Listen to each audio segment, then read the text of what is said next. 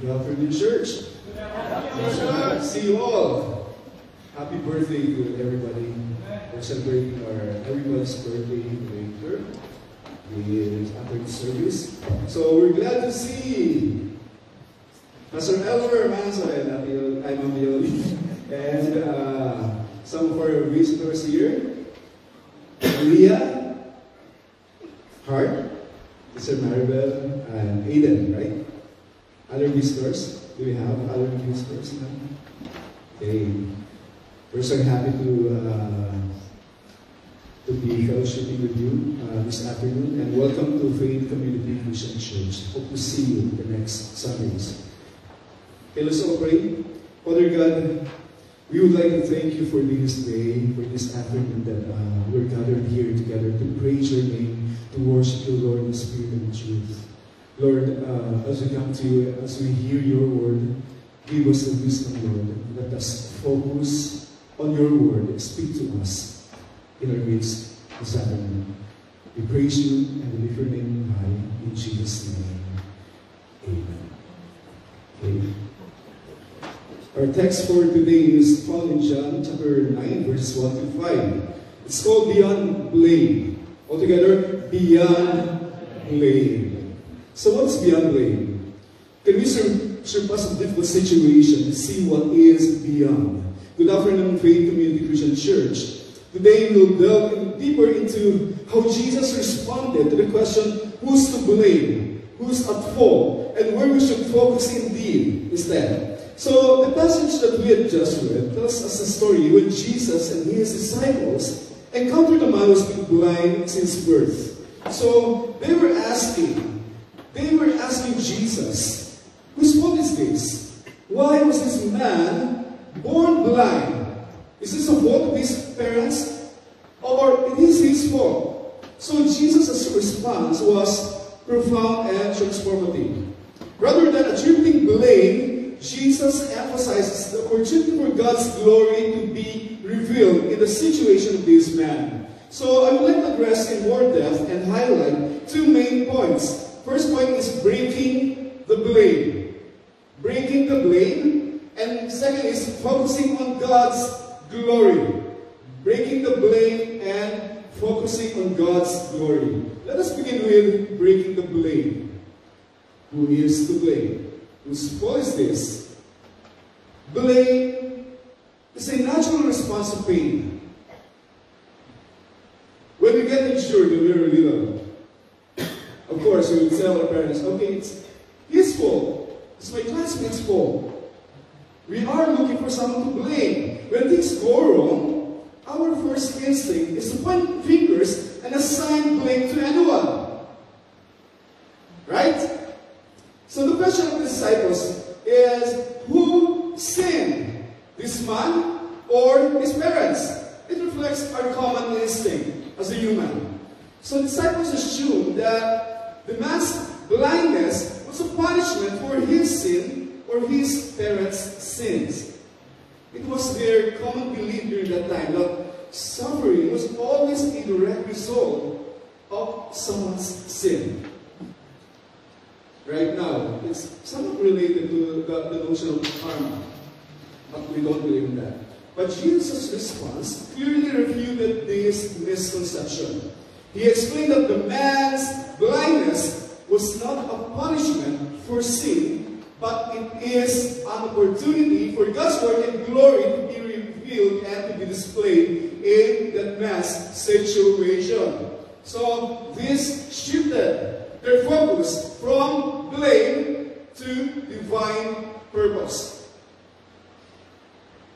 There was an American-Australian preacher and motivational speaker.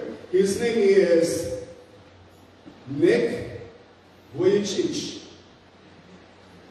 Nick Vujicic. He was born without arms and legs due to a rare disorder called tetra amelia syndrome. And it serves as a powerful illustration of seeking to glorify God despite his limitations. So what Nick does, he chooses to see his disabilities and limitations as a unique opportunity to spread the message of hope to people listening. So, he wants to inspire others and glorify God, glorify Jesus in his life despite his disabilities. Through Nick's ministry, it's called Life Without Limbs, he travels the world to share his story of faith, resilience, and hope, declaring that God can work mightily through our weaknesses. I wrote the song, Umaawi ang Puso, and it says there, pagkat nalalaman kong sa kahinaan, ikaw ang aking kalakasan. So in our weaknesses, God is making us strong. According to 2 Corinthians chapter 12, verse 10, it says that is why, for Christ's sake, I delight in weaknesses, in insults, in hardships, in persecution, in difficulties. For, altogether, when I am weak, then I am strong. We hold on to that promise of God. When we are weak, God is strengthening us. For I can do all things through Christ who gives me strength. God wants us to depend on Him. Every time we feel weak, we feel down, He wants us to go to Him. Jesus should be our go-to person, our go-to friend. Right?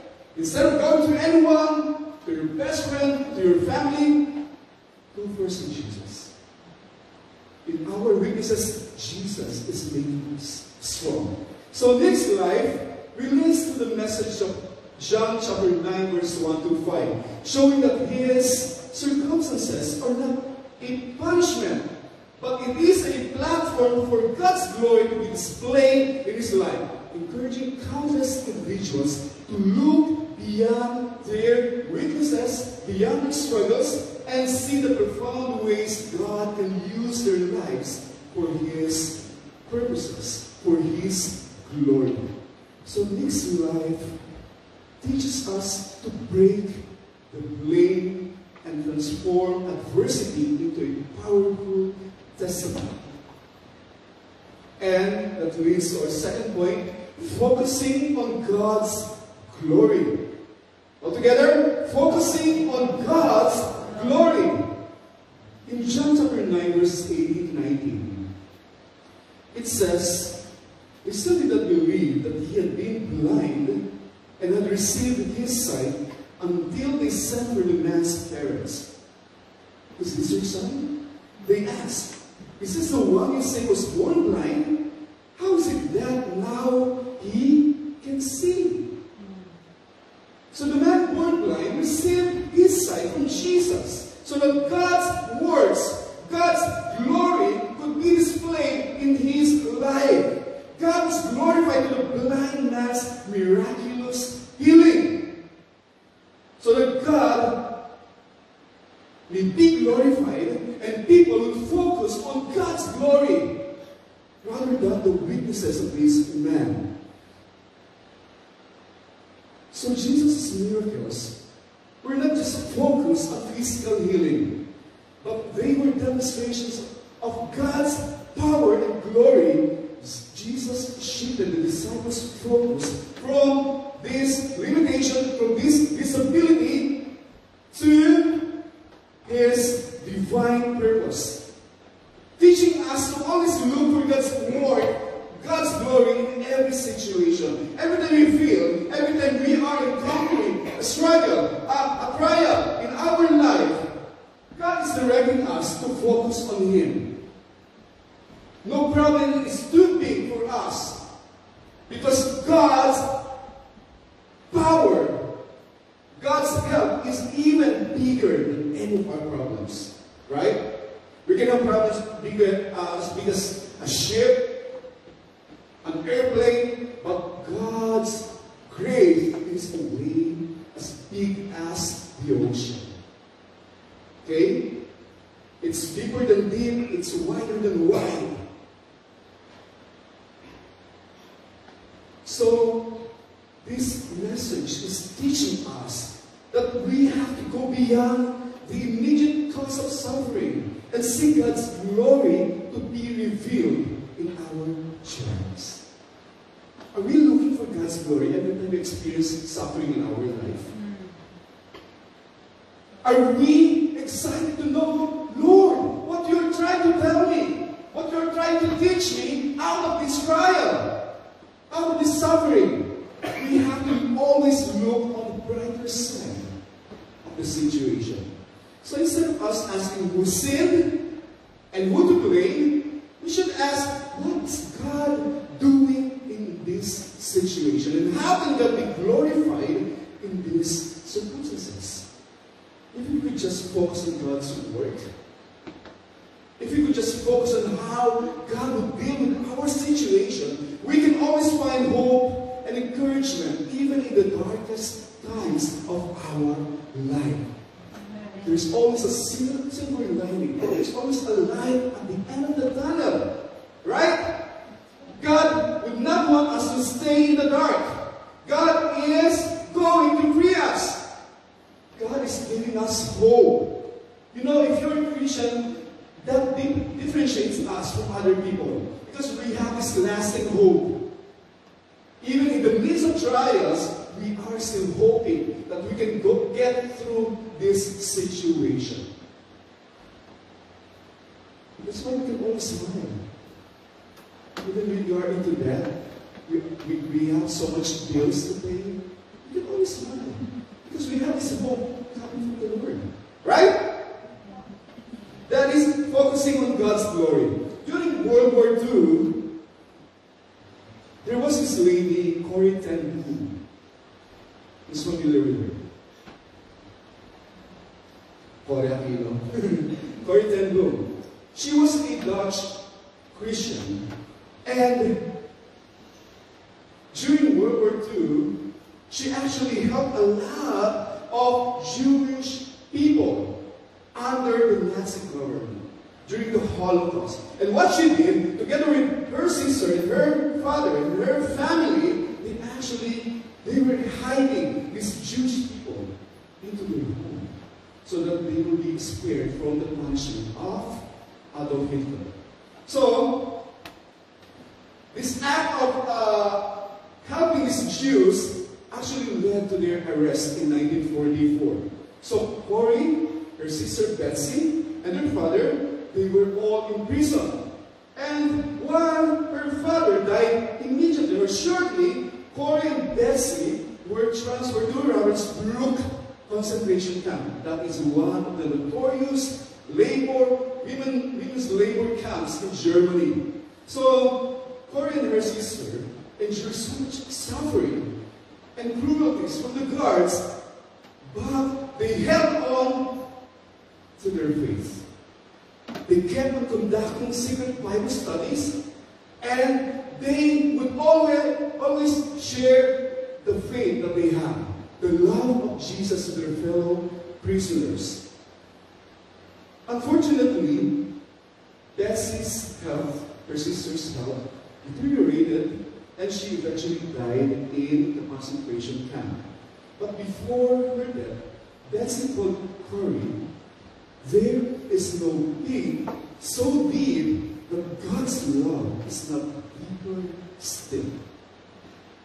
So, because of some clerical errors, she was released. Corrie was released from the concentration camp.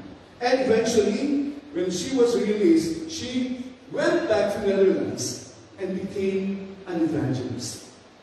She became an evangelist. So, in 1947, Corrie encountered one of her former captors, one of the guards, during a church service in Germany. So, after Corrie spoke about forgiveness during that time, a man actually approached Corrie, extending his hand and asking for her forgiveness.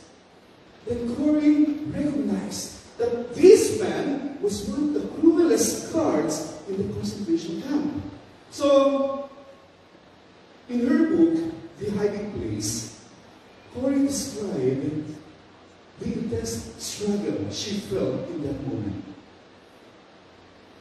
her normal instinct was to blame this man who caused her a lot of suffering. But being a Christian, she knew that forgiveness was not optional for a follower of Jesus.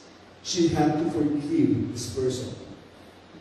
So after praying so much, with a prayer for strength, she took the girl's hand and said, I forgive you, brother, with all my heart. I forgive you, brother, with all my heart.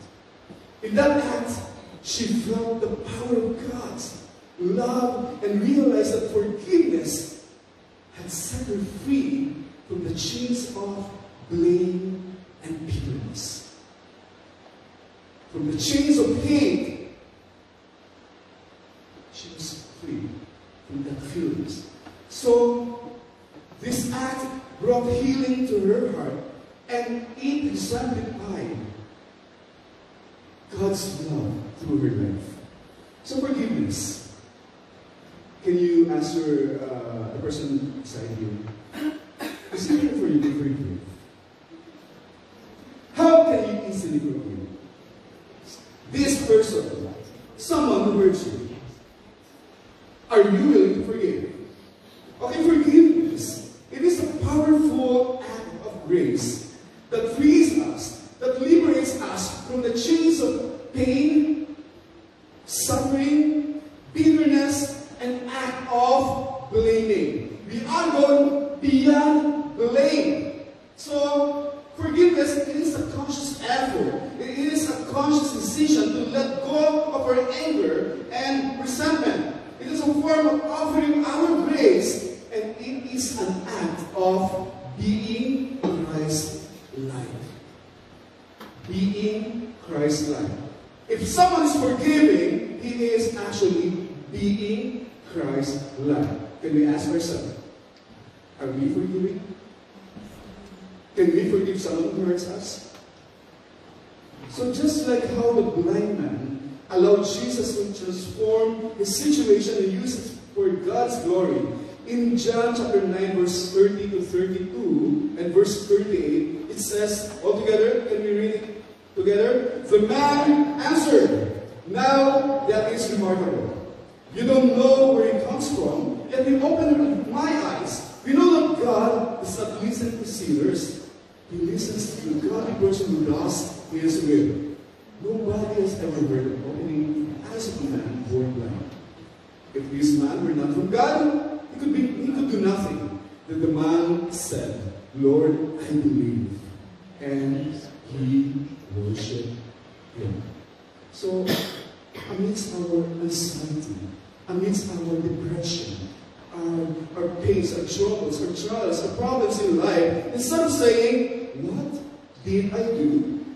Instead of saying, do I deserve this? We should always say that, Jesus, open up my eyes. I want to see your glory in this situation. I want to witness how you will use these trials to glorify your name. And Jesus promises to be the light of the world. So even in our darkness, in our darkest moments, by looking at His light, looking for His light and His glory, we can find the true meaning and purpose of our suffering. Every time we suffer, every time we experience something bad in our life, we have to look for the light coming from Jesus. The light that radiates from Jesus' glory. Okay? Instead of focusing our eyes on the problem, we focus on the light coming from our Lord Jesus Christ. You know, our deepest struggles can become platforms for God's purpose in our life. Do you believe that? Our deepest problems can be a platform for us to give glory to God. I'm actually praying that in our church service there might be once a week someone who testify, give his or her testimony, the highlight of how he or she overcomes the trials in his or her life. In that way, we can glorify God through our life. It will become a platform for us to lift up the name of Jesus through our sufferings. Are you excited on that? Are you willing to share the highlight of your life? For us, for others to be encouraged. That someday, they might experience those same situations and they know how to deal with it through the strength coming from our Lord Jesus Christ. So as believers in Christ, we may experience some people wrong and hurt us. The pains that we feel are genuinely valid. No question to that. But if we continue harboring bitterness, we need to break the blame. Are we still harboring some grudges in our hearts until now? Did somebody hurt us in the past? That until now, Lord, I cannot forgive this person. I cannot let go of my bitterness because of so much hurt that this person has caused me. So, as believers, we must seek reconciliation and healing for the sake of Jesus. Can you do that? Can you do that? Are we willing to reconcile with someone that hurts us or someone we hurt before? Can we? Yes. Yes or no? Can we reconcile? Yes. Can we make amends to these people? Yes. It's not us. It's the work of Jesus. We can only do that through our Lord Jesus Christ. So, do not nurture this unhealthy feeling. Do not grow this feeling. Do not nurture it. We have to break it. If we feel the grudge in our hearts, the moment we realize that we are experiencing or feeling this bad emotion against this person, we have to pray for it. We have to automatically pray it. Pray for it and entrust it to God. Lord, please help me deal with this feeling. This is not healthy. So, we need to let go and let God. We need to start seeing what God is mightily doing in our lives and the life of our church. As Jesus shifted the focus of his disciples from blaming the blind man or his parents to see God's word and glory. We too, as a congregation, as believers, we must shift our perspective by focusing on God's works, by focusing on God's glory. Beyond blame. We need to break the blame and embrace forgiveness. And we have to open our hearts for us to see how God is working to transform our church. As a church, faith, community, Christian church, how are you? How are you as a church? Can you ask your seatmate, how are you as a church? How are you?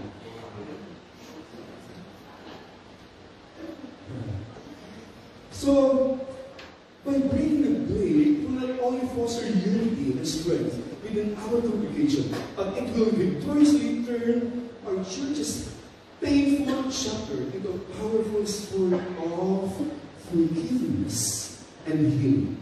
Who doesn't want to be healed from that bad feeling that we have in us? Who doesn't want to get healed? Are we willing to get healed? Are we willing in the first place? If the patient is not admitting, is not recognizing that he is sick, how can the doctor give her or him the remedy or the cure? So first, we have to acknowledge, what are we feeling now? Do we like to be healed? So we have to transform our church's painful chapter into a powerful story for forgiveness and healing. If I'm going to ask you, are you completely healed from the pain that you experienced before? When was the the last time you experienced that pain? Was it January? December? When was it? If it started in January, today is June 2. Right? It's been half a year. Are we still feeling the same emotion right now? Are we still not forgiving? Are we still not healing our hearts? So let us actively look for ways to see God's glory in our church's current situation. Okay? Instead of pointing our fingers to anyone, it is His fault that we are experiencing this in this church. It is His fault. It is my fault. It is somebody's fault. Instead of pointing our fingers on anyone, we have to always look at God's glory. Lord, what are you teaching us out of this situation? What are you teaching us as a church? What are you trying to tell us to do after experiencing this painful circumstance as a church? If you're going to look around, what do we see? If you're going to look around, are we happy now? Are we happy now for what we are today as a church? Yes. Amen! So if you're trying to look on how God can be glorified in that situation in the past, God actually made that to happen because He has a greater plan for FCCC. Right? Amen? It's a blessing in disguise. If not for that circumstance, we could have been doing the same things all over again, and we are not actually growing. But that served as a wake-up call for us to realize that we have to entrust everything, not to our strength, but to God, to Jesus. God will heal our hearts. The pain, the troubles, anxiety, the depression that we're feeling, God is the only one who can heal that pain. That's going beyond belief. Instead of blaming others, we have to forgive, we have to reconcile, and we have to move on knowing that God is going to do greater things out of this situation. Do I hear amen for that? Do I hear amen for that? Amen. So if we focus on God's glory, it will redirect us from changing our perspective, from our problems to possibilities, and it strengthens us or our faith and deepens our spiritual maturity. So we will start to evict in our hearts the blame, the bitterness, with forgiveness, experience joy from the Lord and the joy in serving His kingdom. You know what? If you don't have any grudges in your hearts, if you don't have these hurt feelings against other people, there are health benefits of that. It actually lowers blood pressure. It actually lowers the risk of heart diseases. It gives you positive outlook in life. Look at your sibling. Does he or she look haggard? You tell your sibling, maybe you're not forgiving. Look at your sibling.